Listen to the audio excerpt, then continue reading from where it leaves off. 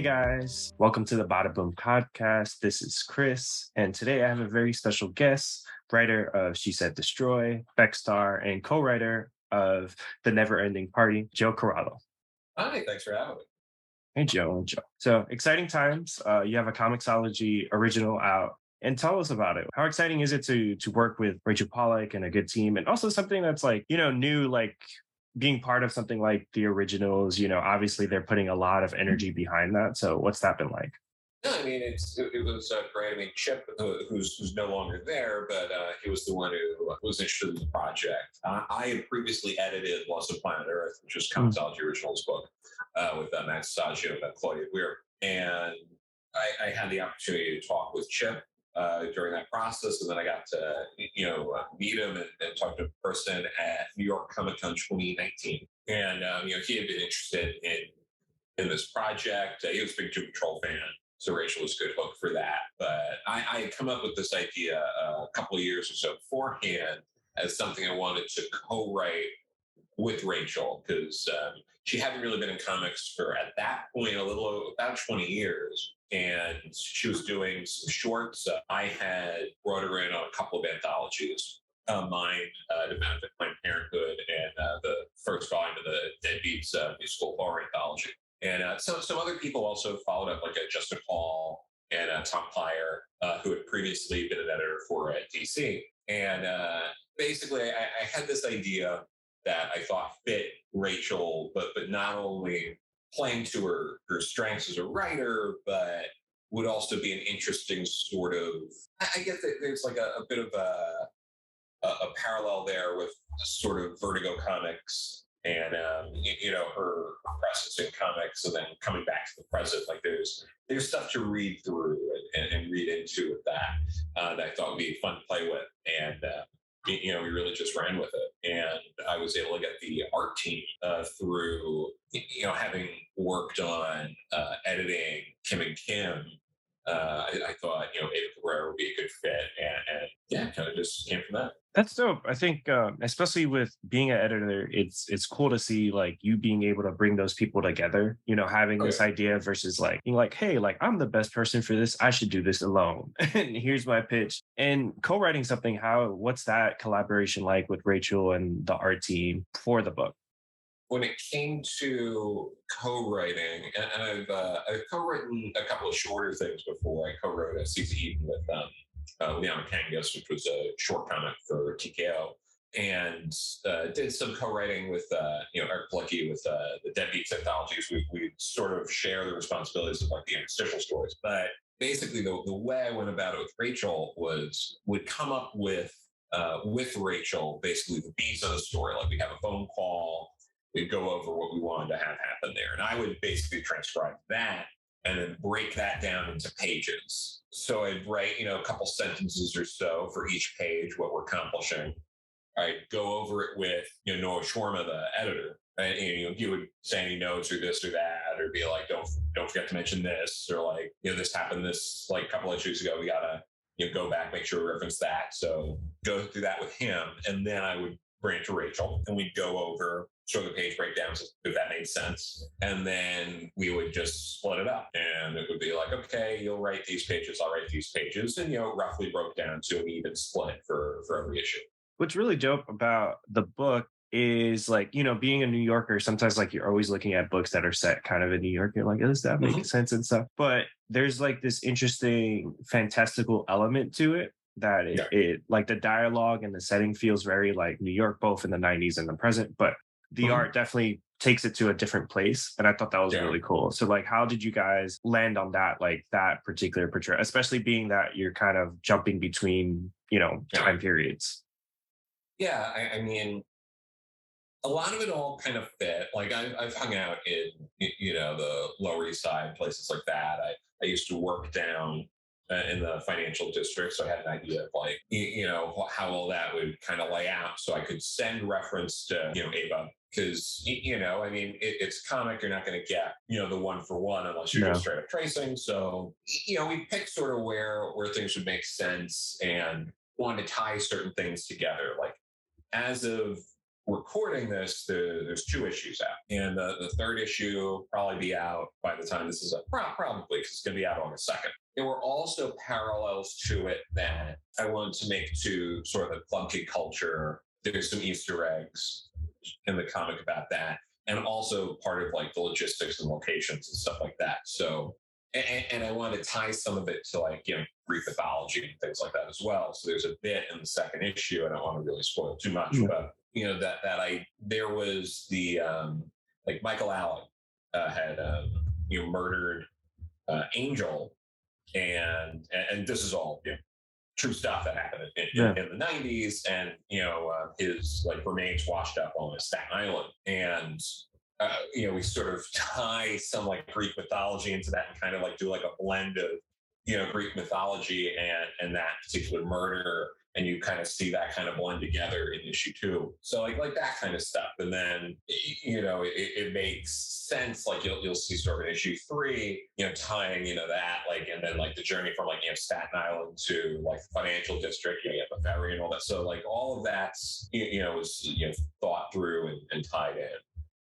Yeah. And there's like I like the humor in it too, because there's a little bit like, especially like in art, there's a bit of like a protest where it's like love is love, and then there's another sign that's like, oh, let us fuck or something like that, which is like that. And then also just kind of like the club scene, like just the way the characters interact and stuff like that, and how like how are you, again, the balance is always tough, because on one hand you're trying to do something serious and have like the drama of the characters, but also kind of be like, hey, this is a comic, we want you to enjoy it on all levels. So how do you maintain that collaboration, and also like make sure it doesn't tip into one side too much, like too much on the humor side, too much on the drama or the fantasy?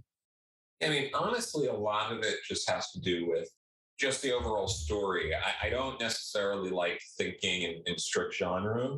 Noah would help with that sort of stuff, and if anything, he would lament a bit about how, because like naturally the story would go into a lot of more serious stuff, especially as the story goes on.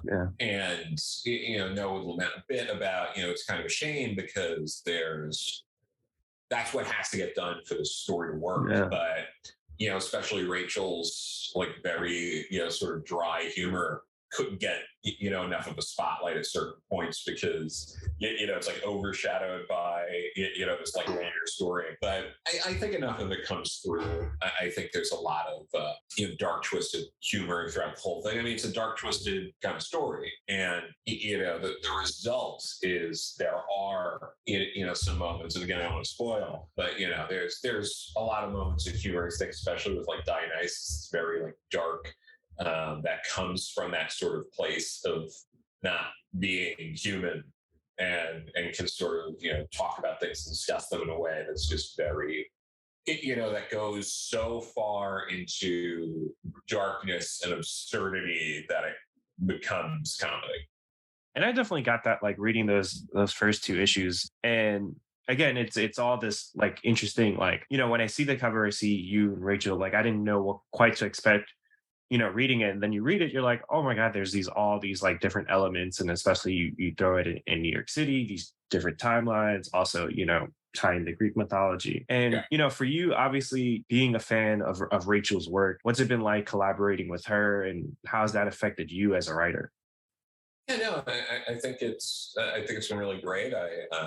I got to know her after reading her Doom Patrol run and reaching out. This several years ago now, and I had been advocating for her run to get reprinted.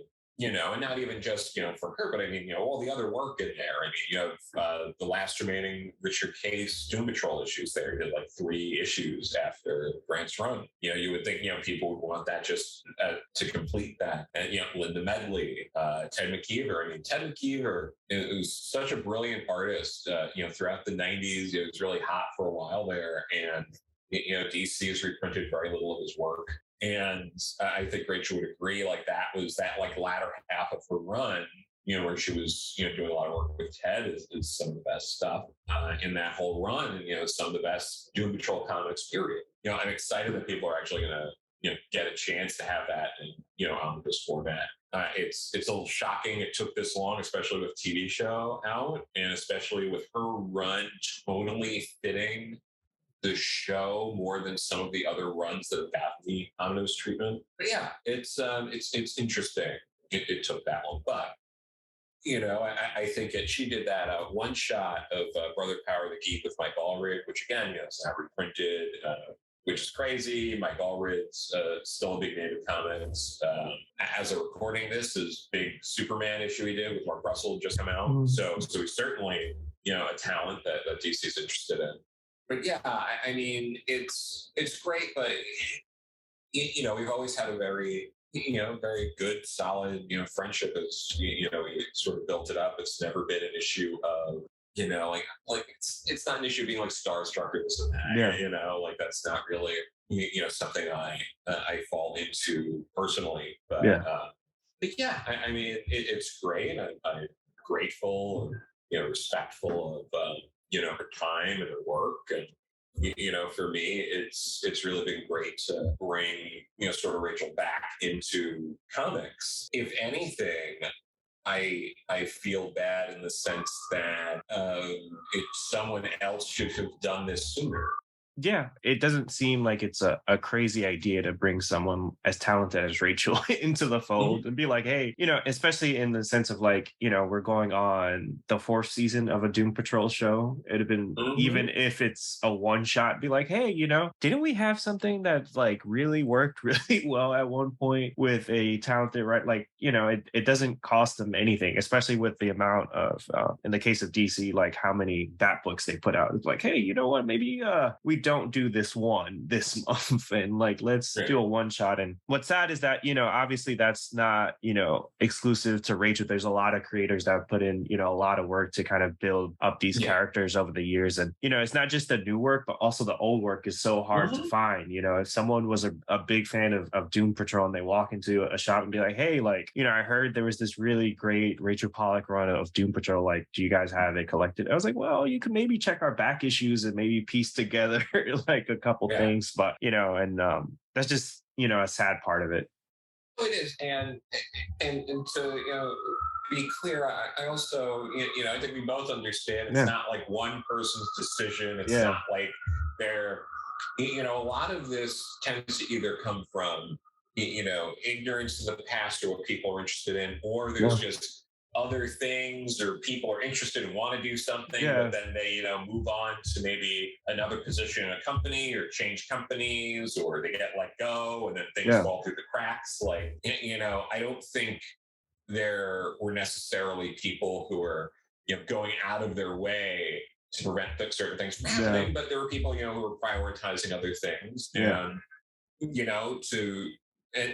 sometimes you get it. Sometimes it's really baffling. I mean, you also have people like, Nancy Collins' run on Swamp Thing's excellent. They finally put that into omnibus a couple of years ago. But like she's around. Bring her back to do a one-shot Swamp Thing. I know she has Swamp Thing stories she didn't get to tell. Marv Wolfman had an incredible Action Comics run before Crisis. And they never fully collected that. There was like a Gil Kane hardcover years ago that had, like a quarter of that run in it.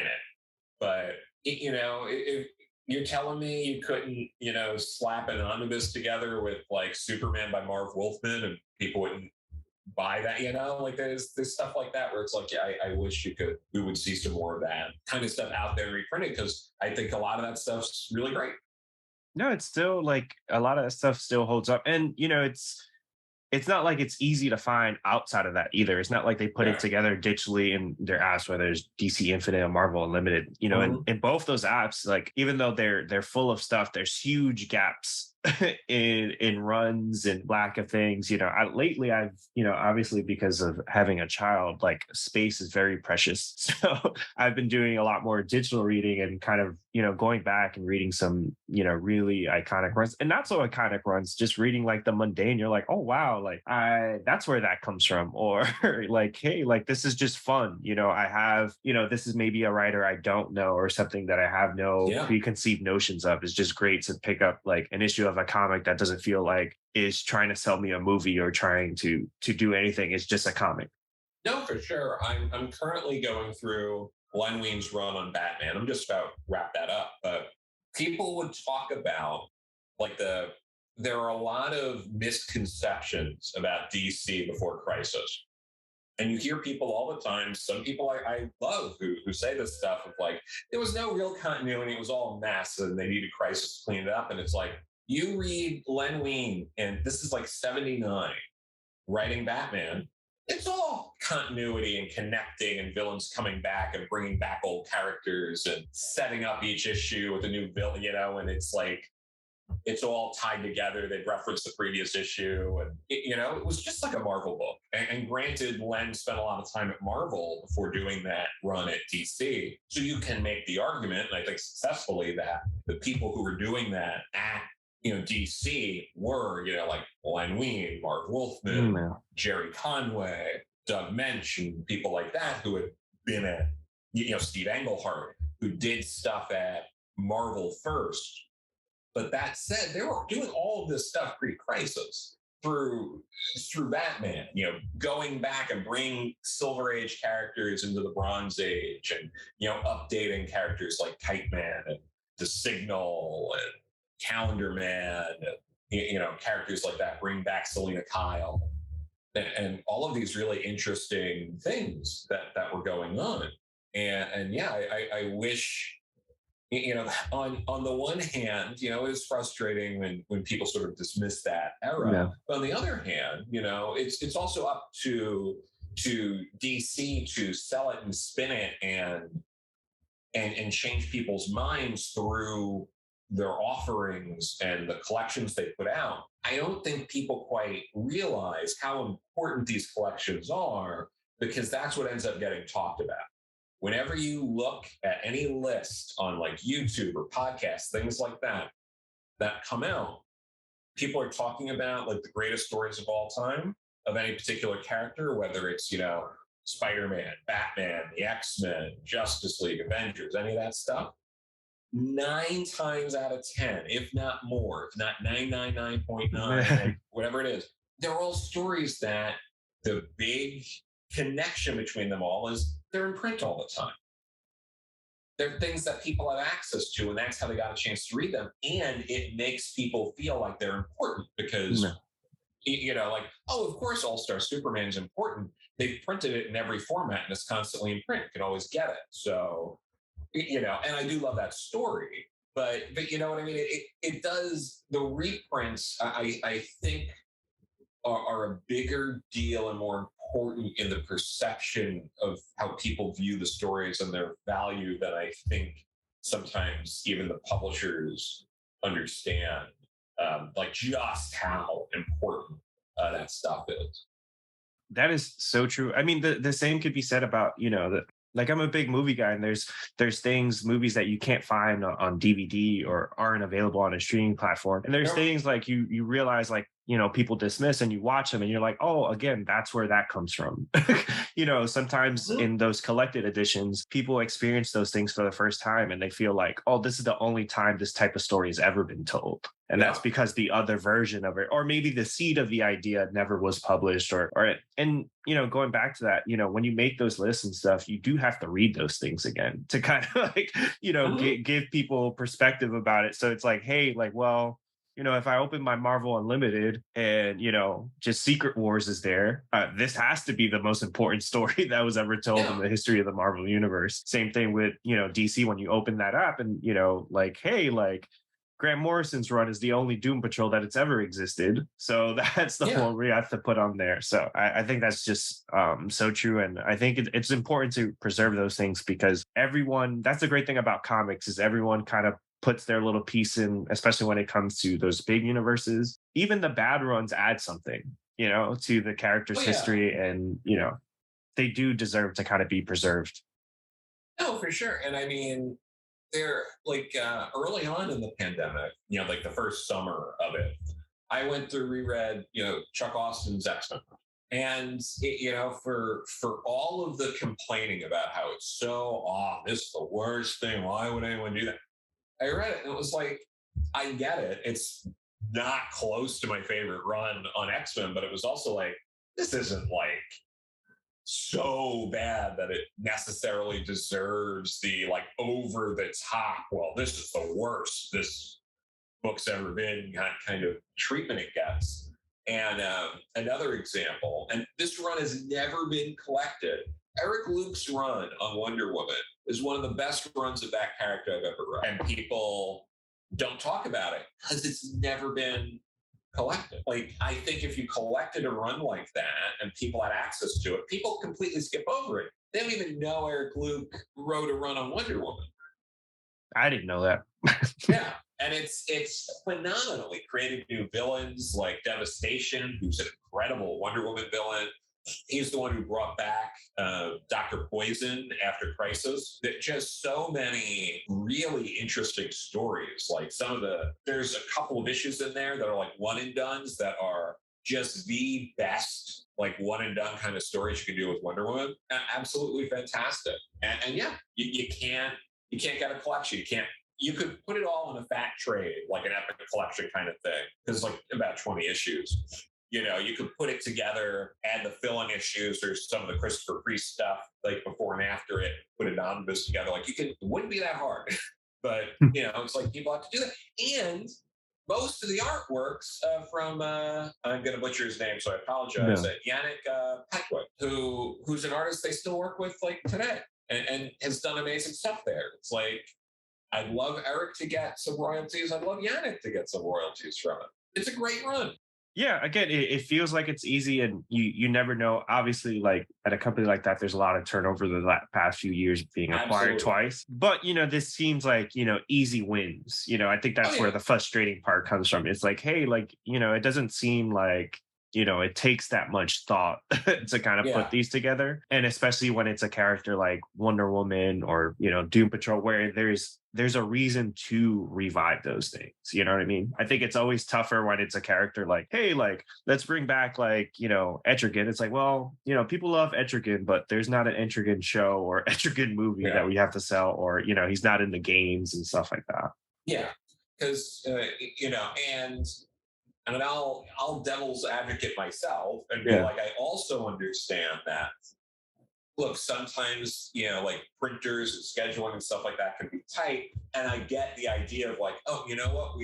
We're out of print on The Dark Knight Returns. So it's like, do we send that back to print, or do we try a new collection that we have no data on of Doom Patrol or Wonder Woman or something like that? You're going to go with the thing that is going to be out of print again in 6 months. Like, I do understand that. But, to your point, like the stuff where if it's on TV or a movie, they should, try to prioritize some of that. And you do hear arguments from people that doesn't affect sales in the shops or something like that. Well, people will be like, oh, well, the floppies of a particular comic aren't going to go like, you're like, oh, well, if it did that, then why wasn't, Avengers when Endgame was coming out selling hundreds of thousands of copies or something like that? And it's like, well, because that's not the market. The market for that stuff is like online sales. The market, when you're dealing with people who don't normally go to, comic shops, aren't collectors, aren't, into the weekly comic or, monthly comic sort of routine. You're dealing with people who, and it's absolutely very right. It's a lot of people.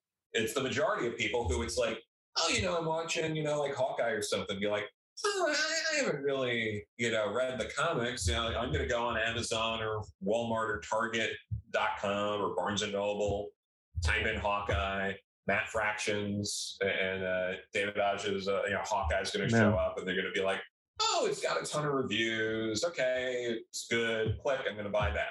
And lo and behold, if you go on Amazon and look at the top 100 selling, Marvel collections, whenever one of the shows are out, it's about the ones with those characters just start dominating the list. So Doctor Strange came out, okay, a bunch of Doctor Strange stuff. Moon Knight, a bunch of Moon Knight stuff. So yeah, those do actually sell when you have the movies, and like we have the data, we know it sells. So yes, it would be great to see more alignment with that. Like if corporations are going to own anything, I would at least like that synergy.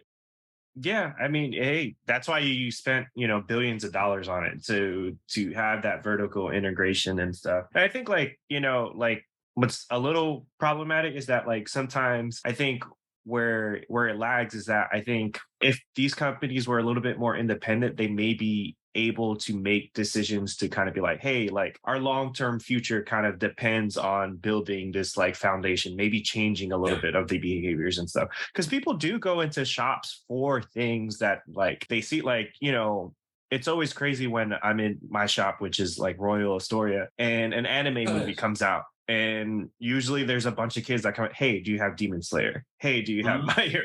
So it's like Yeah. there is that, like, people do that. They would love to come to a place where they can get those things. But I Yeah. think it's really about like creating an environment where it's a little bit more welcoming and these things are more easily accessible. Yeah. But you're also not going to get like people tend like comic shops tend to be the second or third place people go when they're starting to get into comics. They start at ordering online, going to bookstores. I know when I was a kid, I got into comics through Sonic the Hedgehog, the Yeah. Archie comics. And I got my first one at like Kmart. And then I would go to like the local convenience store because they would carry Archie comics on the spinner rack. I would get them there. And then it was after going to Kmart and convenience stores and seeing collections at like Borders Books that it was like, oh, there's comic shops. Let me go there. So yeah, like people will eventually can eventually get to that point if there's a close enough comic shop, but they need to get the material somewhere else first and then realize like it is a process. You're never just going to get and of course not never because there's always examples you can always find someone Yeah, there's always that one guy. for everything. Well, I Yeah. went to a comic shop after I saw Iron Man or something. It's like Yeah. that's great that you did, but It, that's not. People may have been motivated to, but it was after like, oh, okay, let me like order this online or go to Barnes and Noble and pick up a collection, and then be like, oh, then maybe they'll go to a shop, and then maybe they'll get into picking up floppies or something like that. So like it's a whole thing. People don't go from I just saw Thor: Love and Thunder to let me find a local comic shop and start a pull list. That's just not what happens. There are steps in between to get to that. yeah. And like even me, like my first like comic was my uncle gave me. He's like, you're into like I was like, well, I watch like the cartoons and stuff. And he gave me he's like, well, I have some stuff in my car. And he gave me a trade for Noon Tea Titans and then also Green Arrow Quiver, the Kevin Smith. And it was like the Yeah. best thing ever for me. And then Mhm. slowly but surely, like, going to the movies of these things, I, lived in Brooklyn at the time. Court Street Yeah. movie theater was right next to a Barnes and Noble. So Yeah. I would sit there, kind of like with no money, just read the trades in there and then go. And, my weekly pull came from just, living in Queens now. And right before the pandemic, a shop opened here. Yeah. So I would, the only way for me to kind of get it would be to go to like a midtown, like a big retailer, or, Yeah. Yeah. for the longest time before that, I was on Comixology all the time. Anytime they ran Yeah. a Marvel or a DC sale, I'll, buy up everything of a particular character and kind of like read that through. And Yeah. just now an adult with more, discretionary income where I could kind of like, buy a little thing, have like that, 50 to $100 a month to kind of like buy on floppies and stuff. So Yeah. yeah, I definitely feel that that's I think most people's experience when it comes to getting into it. So hopefully it gets easier because I do think that there is an appetite for it. Obviously, kids love these characters. Like they see them everywhere. My son, he watches Teen Titans Go. He Oh yeah. Spidey and his amazing friends. So there is that thing from when they're young. It's just like I think it is very hard it is just a hard sell. It's expensive, it's hard to find a shop by you. I'm lucky living in New York City. There's multiple options, but there's people where Oh yeah. you can't find a shop for miles. And it's like, are you really going to do that, once a week? Oh yeah, for sure. And I mean, I've shopped at Midtown before, Forbidden Planet. There's a bunch of JQ, there's a bunch of stuff in Manhattan. Check out, and yeah, like you were saying, there's Anyone Comics and in Brooklyn. Demetrios is great, and then he just opened I think was it Everyone Comics, and Yeah, I was just there last weekend because they did something called the Queen's Comic Party, which they do like monthly. It's not monthly there, but so they had a couple vendors and stuff like that. I picked up a couple books. It's a nice shop, nice. You know. It's in a good area too in Astoria, Long Island City. Nice. Yeah, no, it's good. Demetrios good people. But talking about all those things, I did hear you mention like your first book was Sonic. Troy, who's not here, is a big Sonic fan. Nice. But for you, being in comics, is there like obviously Sonic is very much a part of like your entryway. Is there a Sonic story you ever wanted to tell, or like one you have put together where you're like, man, if IDW gave me the chance? I mean, there's stuff I thought about. I mean, I used to. Well, it's funny when I was in like elementary school. Me and a friend of mine, Brian, had like it would come up with it was basically like Mega Man and Sonic fan fiction, and then they actually did a Mega Man Sonic crossover at Archie, which is funny. So it's like, oh, you never know. Some of these things, like, except in the fan fiction, I created this like cyborg like daughter of like Dr.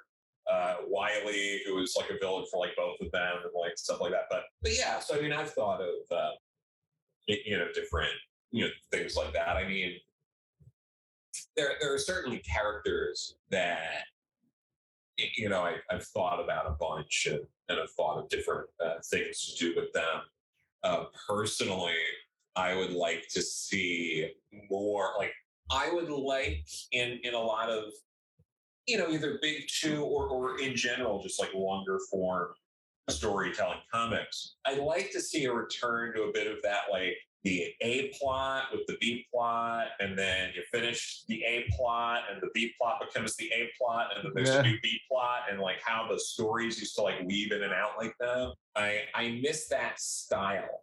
Because too often I feel like everything focuses on like the one thing and then they finish it and they move on to the other thing. But it was always more exciting to me reading comics where I'm like, oh, and then you're reading like David Nicolini's like Spider-Man, and it's like he's dealing with he's got to stop the Vulture, but then like, do we trust this guy that like Aunt May is like dating, and then like there's some guy that's stalking Mary Jane, and it's like all of these like story threads like playing out and seeing where they go and seeing which one finishes first and a new one popping up, and like that to me is so thrilling, and that's something I miss. Yeah, I just went through Frank Miller's Daredevil run in Marvel Unlimited, and the same thing where I just love the way it was like it'll have the A story, and then you go into Black Widow, and then you'd have Kingpin, Elektra, Bullseye, all these people that were a part of it, and you had Turk, but they'll come in and out in interesting ways where it felt like, hey, this is just his life, Yeah.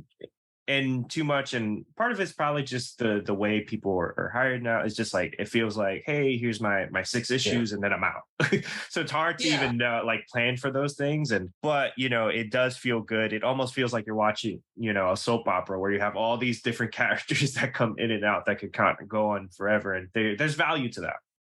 Oh yeah, no, absolutely. And you look, and those tend to be some of the more celebrated, runs on characters. I mean, well, it's tough because I feel like when you're talking like '80s Marvel, for example, like that's something that Claremont did, but the way he did it and the popularity of the book, like, sort of overshadowed all these other books that were doing something kind of similar. Like Grunwald's Captain America run has a lot of those same elements in it, but didn't sell as well and wasn't as highly regarded because Captain America just wasn't X-Men.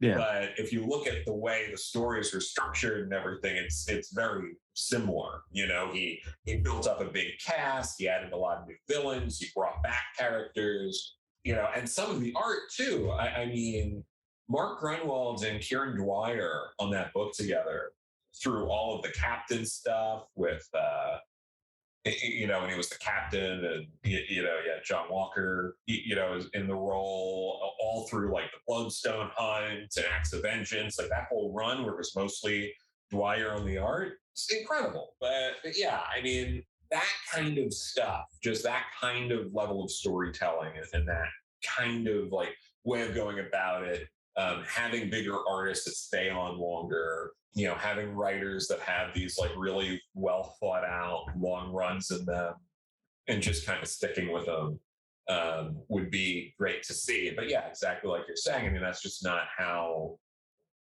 they publish now. And I think you've now trained a generation of comic readers to not expect that, and that's just sort of where we are. Yeah. And for you, as a writer, obviously you have this story, which seems like it will have an endpoint. But do you, Rachel, and the team have plans to kind of expand the story beyond this group of characters? I think if we ever did go back to it, we would take it at a different point of time with Dionysus with different people or something like that. Like, I really wanted to tell a full story with these characters, in particular, a full story with, Mindy and Lulu, and Flavia. Like, it's basically like those are really the three characters that, we were really wanting to see where things go with them in particular. But I could absolutely, envision doing sort of a never-ending party with honestly, I'd probably be interested in taking it like further into the future and doing something with more of like a sci-fi kind of spin on it. But yeah, there's a lot of places you can go with that story, I think. Following sort of the mythology that we create for Dionysus in this and kind of taking it to its logical conclusion at any other point in time. That's dope. And like for the book, is it gonna right now it's digital only on Comixology, but will it be collected in a trade, or will the floppies eventually hit like stands? Yeah, for the most part, what Comixology does is they do a collected trade through Dark Horse. So that is likely where this will end up. There have been a handful of exceptions, like with Weird Demons, Scott Snyder, where they put out floppies as well, and they're going to do a collection. But with this, it'll probably just be a collection. Lost on Planet Earth was also a collection. I was happy to edit that. And they're very nice. I got some comp copies, so I was able to see how the collection came out. I was really happy with it. Dope. But yeah, just where can people find you and what what you're working on that's in the pipeline? Sure.